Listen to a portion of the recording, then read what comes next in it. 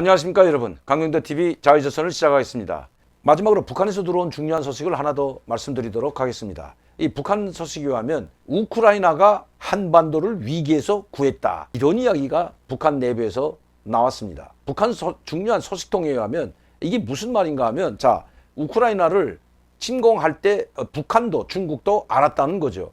특히 북한은 약 20여 명의 총참모부 성원들, 군사고문단으로 러시아에 파견됐다는 말은 제가 여러분께 드렸습니다. 이 러시아에 파견될 때는 아주 사기 등등해서 러시아의 군사고문으로 아마 참관단으로 갔을 겁니다. 왜? 북한의 99%가 러시아제 무기이고, 대륙간 신형 탄도 미사일이든 스커드 계열 미사일이든 이 모든 북한의 미사일들은 다 러시아제를 복제하거나 러시아의 기술을 이용해서 만든 것입니다. 즉 러시아 기술을 지원받아서 만든 것이 북한의 탱크이고 미사일이고 비행기인 것입니다. 자, 이렇기 때문에 99%가 러시아제 무기라고 해도 과언이 아니죠. 북한에서 생산한 무기도 뭐 신형 탱크든 장갑차든 색깔은 미제와 비슷하게, 미국에서 생산한 장갑차 비슷하게 2021년 10월 10일 날 이 열병식 때 나갔던 탱크가 땅 색깔, 차색이라고 하는 이런 북한색이 아닌 이런 미제색과 비슷하게 미국산 탱크와 비슷한 탱크 나가는 것 아마 여러분들도 보셨을 겁니다.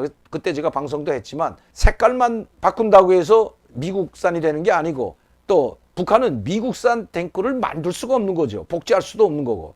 그렇기 때문에 북한에 있는 모든 탱크, 장갑차, 비행기는 다 러시아제를 옛 소련이나 현재 러시아제를 복제하거나 그 기술을 이전받아 만든 것이 다 북한의 무기들인 것입니다. 이건 북한뿐만 아니라 베트남도 마찬가지고, 소련 용량하에 있던, 옛 소련 용량하에 있던 모든 동구권 나라들이 똑같았습니다. 지금은 뭐 폴란드, 루마니아, 볼가리아 이런 옛 동구권 사회주의 나라들이 다 나토에 가입하고 유로에 가입했지만, 예전에는 다 러시아의 무기를 100% 러시아의 무기를 사다 쓰고 러시아 무기로 무장했던 것은 다 알려진 사실입니다. 북한도 마찬가지죠. 그렇기 때문에 이번에 러시아가 사용하는 전략 미사일이든 아니면 일반 미사일이든 그리고 탱크든 장갑차든 그 전쟁을 어떻게 수행하는지 바로 참관하러 갔던 것입니다. 그리고 제가 중국도 마찬가지죠. 중국도 러시아제 무기로 완전히 많이 무장되어 있습니다. 중국도 이미 대만을, 이번 러시아가 침공이, 자, 이 우크라이나 침공을 성공 내에 일주일 내에 모두 마무리하고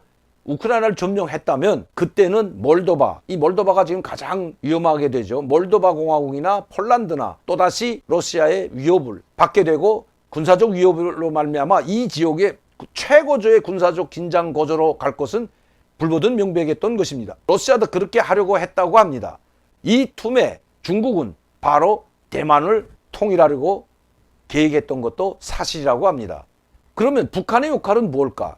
북한은 이미 문재인 대통령 시절에 5년 동안 문재인 대통령 집권할 때 3번의 정상회담을 통하고, 그리고 2번의 정상회담을 통해서 그들이 깨달은 것이 있습니다. 결코 핵을 포기하지 않으면 문재인 대통령이 아무리 북한에 엄청난 많은 지원을 약속해도 단 하나의 약속도 지킬 수 없다는 것, 지원을 할 수 없다는 것, 5년 동안에 깨달은 것은 바로 엄청나게 큰 겁니다. 문재인 대통령과 이 문재인 정부가 이 김정은에게 이야기한 것은 다는 되지 않더라도 어느 정도 미국을 설득시켜서 남북 관계를 뭐 개성공단이든 금강산 관광이든 그리고 남북 교류, 경제협력은 이루어질 줄로 알았는데 그것마저도 전혀 된 것이 하나도 없습니다. 그렇기 때문에 김정은은 우리가 핵을 포기하지 않는 한 결코 한국과의 관계를 해결할 수도, 또 지원도 고대할 수 없다, 기대할 수 없다는 것을 그들은 이 5년 동안 깨달은 것입니다. 그렇기 때문에 지금도 북한은 이 모든 언론 매체들을 종합 분석해 보면 이재명 누가 집권하던 그놈이 그놈이다, 이런 기사를 쓰고 있는 겁니다. 이재명이 집권했던, 윤석열 집권했던 결코 한반도 문제는 한 발자국도 진전하지 못한다는 걸 알고 있다는 이야기입니다. 다 싸잡아 비판했던 것도 바로 그래서 그랬던 겁니다. 그러나 문재인 정부가 연장선인 이 이재명 후보가 정권을 잡았더라면 그래도 자기 마음대로 호통치고, 여러분 문재인 대통령 시절에 이 어린 김정은이나 어린 김여정이 얼마나 많은 입에 담지 못할 막말을 퍼부었습니까? 그래도 말 한마디 하지 못하고, 미사일을 쏴도 미사일이라는 말을 하지 못하고 도발이라를 하지 못했던 정부가 바로 문재인 정부입니다. 이런 정부가 됐으면 북한이 계속해서 군사적 도발이나 미국을 긴장시키는 이 대륙간 탄도미사일이나 핵실험을 한다고 해도 이 문재인 정부, 좌파 정부가 연장이 된다면 자기들이 마음대로 짓밟을 수도 있고 마음대로 주무를 수도 있다고 생각했던 것도 사실입니다. 그러나 지원은 받지 못해도 그런 자기들에게 굽신거리는 정부가 되기를 바랬겠죠.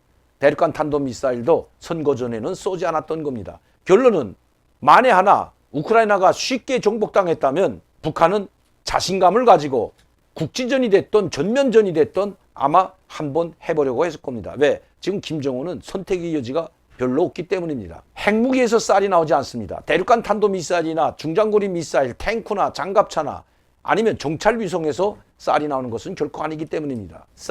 북한 주민들을 배불리 먹고 경제가 성장하려면 국제사회의 일원으로 동참을 해야 됩니다. 즉 국제사회에 나와야만이 국제관계 속에서 즉 국제사회의 한 성원으로서 유엔 헌장을 지키면서 그 일원으로 받아줄 때, 즉 국제사회가 받아줄 때 정상적인 무역활동 그리고 정상적인 경제활동을 할 수가 있다는 것도 알고 있기 때문입니다. 그러나 북한 김정은은 이번에 결코 뭐 예전에도 그랬고 지금도 그랬고 김정일 때도 그랬지만 결코 핵무기를 포기하지 않겠다는 것을 이제는 못 박아버렸습니다. 결코 핵무기를 포기하지 않겠다고 지금 큰 소리치고 있는 것입니다. 오히려 자기들이 핵을 포기하지 않고 남북관계나 아니면 북미회담이 결렬된 것을 천만다행이라고 이야기하고 있습니다. 특히 김정은은 우리의 노선, 우리의 정책이 옳았다는 것을 증명해주고 있다고 계속 이야기하고 있는 것입니다. 자기의 노선 정책이 뭐냐?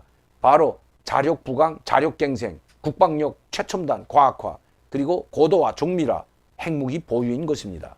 이 노선이 옳았다고 지금 자화자찬하고 있는 것입니다. 그렇기 때문에 이번에 우크라이나 사태가 푸틴이 계획했던 대로 이루어졌다면 한반도는 그야말로 정말 한 치 앞도 내다볼 수 없는 그런 위기 상황으로 빠져되었을 것이라는 것이 북한에서 온 소식입니다. 지금도 그들은 최악의 상황까지 준비하고 있다는 것입니다. 즉 지금 국지전을 도발할 수도 있습니다. 이번에 소해에서도 방사포 4발을 발사했지만 이것으로 끝나지 않는다는 것입니다. 이 우크라이나 전쟁이 이젠 장기화로 될 것은 분명하고 막다른 골목에 처해 있기 때문에 자기들이 그래도 명분 삼아 즉 돈바스 지역을 깔고 앉아서 이것을 공화국으로 선포하고 여기를 방어하는 것으로서 푸틴 대통령은 전쟁을 종식시키고 다시 장기전을 대비할 수도 있다는 소식들이 그래서 나오고 있는 것입니다. 자, 일단 돈바스 지역 즉 루간스크와 도네츠크 공화국을 선포한 이 공화국을 지켰다. 그리고 여기까지 이 우크라이나 군대를 여기서 몰아내고 독립을 사수했다. 이렇게 된다면 그리고 친러 러시아계를 다 지켰다.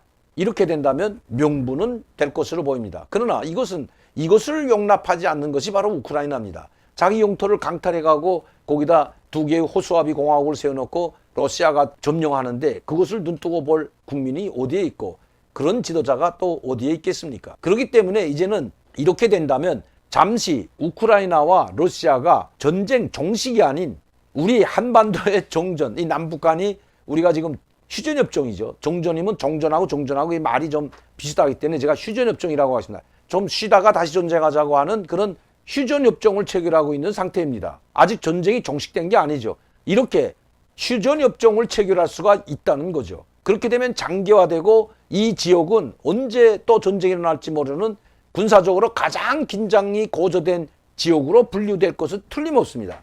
그러면 미국은 여기에 이 우크라이나 또 나토를 방어하기 위해서 이 우크라이나에서 손을 뗄 수가 없게 되는 거죠.